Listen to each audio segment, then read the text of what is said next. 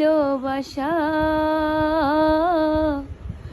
তোমার প্রতি রইল, আমার ভালোবাসা তোমার প্রতি রইল। চোখের আড়ালে চলে গেলেও আমি, চোখের আড়ালে চলে গেলেও আমি মনের আঙিনায় রইব, আমার ভালোবাসা তোমার প্রতি রইল। আমার ভালোবাসা মানে বুবলির ভালোবাসা সাকিবের প্রতি রইল। এটা আসলে চিরন্তন সত্য একটা কথা। বুবলি কথা কম বলে, কাজে প্রমাণ করে। সবসময় বুবলির ভালোবাসা সাকিবের প্রতি থাকবে, সাকিব খানের প্রতি আছে, থাকবে, রইবে। এটা আমরা ফুল পৃথিবী, ফুল বাংলাদেশ, আমরা সব জাতি, হিন্দু, মুসলিম, বৌদ্ধ, খ্রিস্টান সবাই জানি। ইভেন বুবলির ফ্যান ফলোয়ার্স যারা আছে সবাই জানি। এটাই সত্যি কথা। পবিত্র ভালোবাসা, প্রকৃত ভালোবাসা কখনো বাজিয়ে টাজিয়ে হয় না। এই ভালোবাসা রয়ে যায় আজীবন।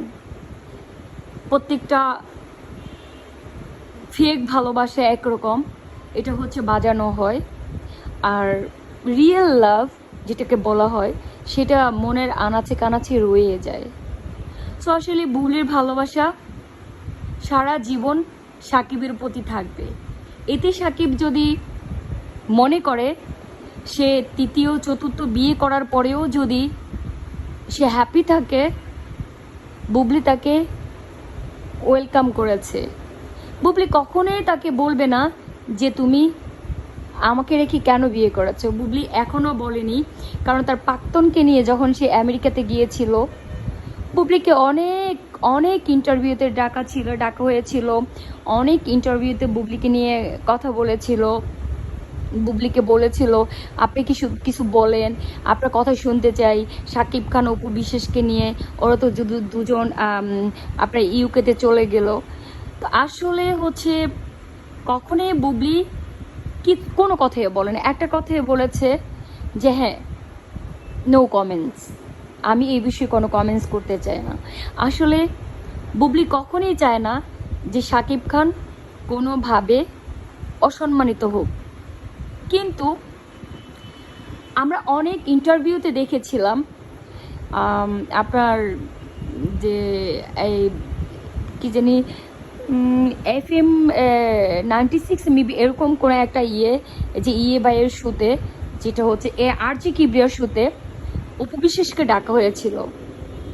তো RJ কিবরিয়া ভাইয়া অপু বিশ্বাসকে প্রশ্ন করেছিলেন, সাকিব তো আপনার সাথে এই অলমোস্ট একটা মানে আপনাকে ঠকিয়েছে, আপনার সাথে চিট করেছে। বলেন না, শুধু সে আমার সাথে শুধু আমাকে ঠকায়নি, চিট করেনি, সে আসলে একটা মানে ওর যে ক্যারেক্টার খারাপ, ও যে এত ক্যারেক্টারলেস, ও যে এতটা লুচ্চা স্বভাবের হবে আমি কি জীবনও জানতে পারতাম না। 8 বছরের কেরিয়ারে আমি তাকে বুঝতে পারিনি যে এতটা ক্যারেক্টারলেস, এতটা লুচ্চা। আপনি বুঝেন, অল্পতে যে মানুষটা হাঁপিয়ে যায় তার দ্বারা কি সংসার হয়? সংসার জীবনে মানুষ অনেক অনেক কষ্ট ত্যাগ স্বীকার করতে করতে একটা সময় গিয়ে না পারতে 15-20 বছর না 10 বছর 12 বছর 13 বছর না পারতে, তখন সেই হাজবেন্ডের নামে কিছু বলতে বাধ্য হয়। কিন্তু আমাদের অপু ম্যাডাম অল্পতে হাঁপিয়ে গিয়েছিলেন, তাই বিভিন্ন শোতে গিয়ে সাকিব খানকে অনেক অনেক নেগলেক্ট, অনেক ছোট করে কথা বলেছিলেন। আজকে যিনি সাকিব খানকে নিয়ে এত সুন্দর কমেন্টস করতেছেন, বিশেষ করুন 2016-17-তে যদি 2018-19-এ 20-এও যদি 21-এও যদি এত সুন্দর কমেন্টস করতো না, তাহলে আজকে শাকিব খান সবার কাছে না লুচ্চা ক্যারেক্টারহীন থাকতো না। শাকিব খান যত বড় অ্যাক্টরস হোক না কেন, যত বড় একজন অ্যাক্টর হোক না কেন, যত বড় সুপারস্টার হোক না কেন, কিন্তু তার চেহারার মধ্যে, তার হচ্ছে জীবনের মধ্যে একটা কালি মাখানো হয়েছিল। সেটা হচ্ছে শাকিব খান একজন লুচ্চা, শাকিব খানের ক্যারেক্টার ভালো না, বিভিন্ন মেয়েদের সাথে সে পরকীয়া লিপ্ত, বিভিন্ন মেয়েদের সাথে সে খারাপ কাজ করে। কিন্তু এগুলো সব প্রমাণ করার পরেও, এত কিছুর পরেও আমরা আসলে বুঝতেছি না কেন কেন superstar mega star Shakib Khan এই মহিলার সাথে কথা বলে।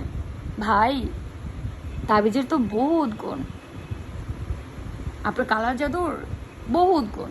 কালা জাদু যে একবার করে না, সে সারা জীবন পস্তাইতে হয়। এই কালা জাদুর প্রভাবটা খুবই খারাপ, খুবই জঘন্য কালা জাদু। শাকিব খান এই কালা জাদুর মধ্যে পুরা ধুমড়ে পচড়ে গেছে। আজকে যদি শাকিব খান তৃতীয় চতুর্থ বিয়ে করে, কিন্তু বুবলি সেটা বলবে না, কারণ বুবলি জানে তার বাচ্চার বাপ। দিন শেষে শাকিব খানের বাচ্চাই কিন্তু তার। হ্যাঁ, দিন শেষে এই বাচ্চাকে জবাবদিহিতা করতে হবে যে আমার বাচ্চা একজন ক্যারেক্টারলেস ছিল। বুবলি এটা কখনো করবে না, ইনশাল্লাহ, এটা আমরা জানি।